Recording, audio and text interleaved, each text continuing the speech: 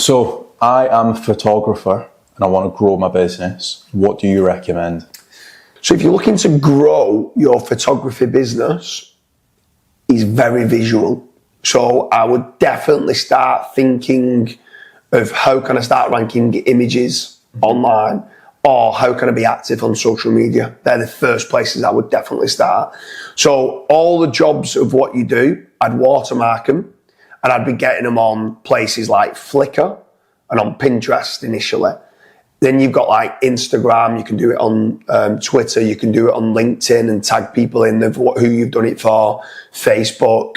I'd also be entering a lot of different Facebook groups. There's quite a lot of large Facebook groups where you can be posting some of the jobs that you've done in there. If anyone's looking for a photographer in the local area of where you're based, you could do it. You could even, if you are only based in a small suburb, is join, like, there might be, like, say you're based in Manchester, there might be certain groups that are just for Manchester businesses, and then be posting some of your visual great photos of what you've done in there. But there's lots of different ways to grow a photography business. So if I quickly rhyme through them and I'll tell you whether I think they're good or they're not. Traditional marketing, billboard advertising, TV advertising, radio advertising. I don't think that's a play, if I'm being honest, for a photography business. So I'd probably steer away from traditional sorts of advertising or marketing. Your next one then is social media, which I've touched upon. I'd definitely be doing that. That's one of the biggest plays I'll be doing. There's no cost to it. I'd probably even get like a part-time or full-time social media person that's just consistently posting these like jobs and stuff of what you've done.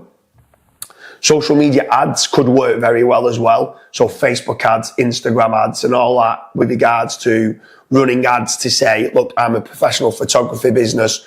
And not only that is try to focus, what are you good at? So saying the photography business is quite broad.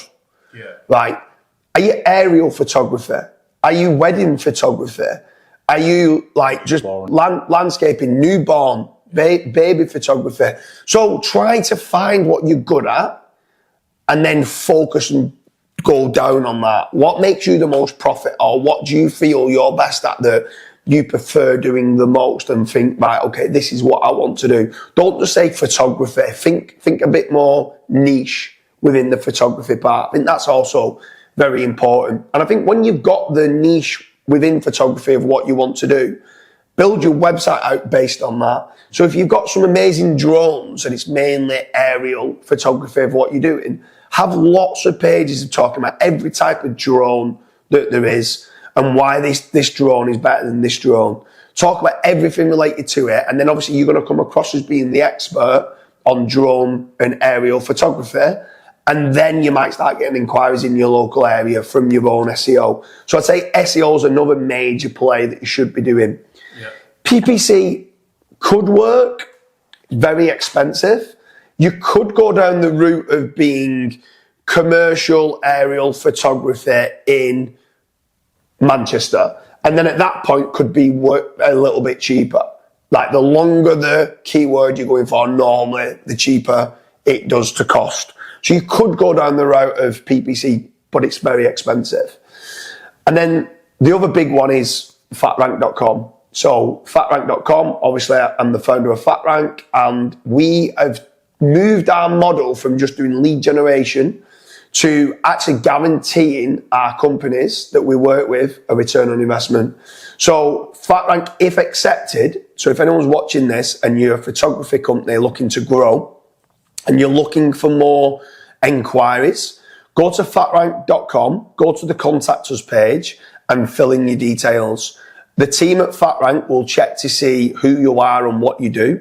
And the only caveat to this is we are very, very selective with who we work with. But if you have got a great online presence with regards to good quality case studies, the images that you're providing within the photography business is great, and you've got lots of good testimonials, and you seem to be a professional outfit. So I'm saying that like you're responding from like info@dooliesphotography.com and not dooleyspics@gmail.com. Just doesn't seem as professional.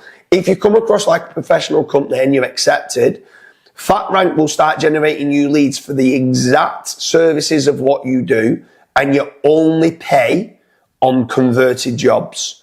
You have nothing to pay unless it converts and you make profit.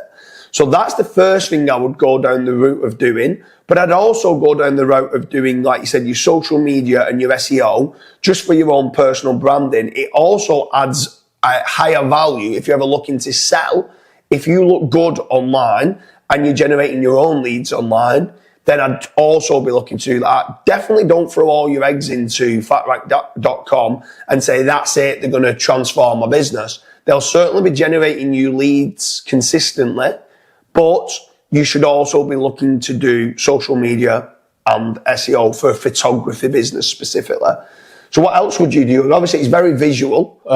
So again, depending on the type of photographer you are, like let's say you do property photos, you can also reach out to a few estate agents and say, hey, I provide this service. I can even do the first 2 houses for free, just so they actually build that trust and rapport. You can also do the exact same thing for wedding photographers. So find somebody that, let's say, sells wedding invites and just email them saying like, hey, I do wedding photos.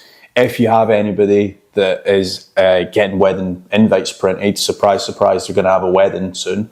So you can always upsell them my service. Potentially, you even give that wedding invite printer a little bit of a kickback. You might give them $20, $30 or pounds or whatever, and it essentially incentivizes them to try and push your brand as well.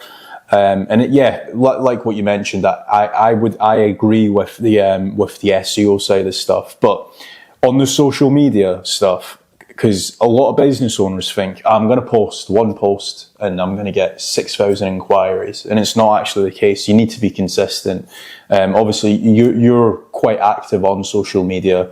And typically what you find is the more active you are, the more quicker you grow, the more likes you get, and the more business you're actually able to generate. So try to set up an actual consistent daily plan and say, right, okay, for the next 6 months, I'm going to post once a day. And like what you said, you can potentially hire someone to do it. Or let's say if you don't have the budget, you just need to spend that time on actually building your brand, really. Yeah, I think a couple of the things that you just kind of touched upon there, which I thought was a great idea, with regards to proactively reaching out. If I was a wedding photographer, I would reach out to influencers that I'm finding out are getting married, and I would say, look, I'm sure you've got your own photographer that you want to use, and you might have already hired him. Can I come as a second photographer? I'm not going to get in the way. I'm just going to be at the back, and I'm going to just get different angles of, obviously, yourself, the bride and the groom, and also the crowd. Yeah. Right? So I'm going to get it from different angles. Can I come and do it completely for free? But if you like the photos, I want a testimonial. Now, this is on an influencer kind of way, that if you go and do that for a day, and then you can touch up some of the photos, and you get some before and after pictures and send them through going, look, you had some blemishes on here, but we've managed to edit it as well and stuff like that. You're also going down the road of going, oh, hold on a minute, they're more than just photographers here now. They're making even me look nice, which probably, well, you probably can't go that far, but but then if you are a business and you're doing, let's say, property, reach out to a company like Let Property in Glasgow. Right? So you go and reach out to a huge estate agents like that sell lots of property, and then say to them, I will do 2 houses for free, like you said. And then they might then be able to give you a testimonial that could be a big brand.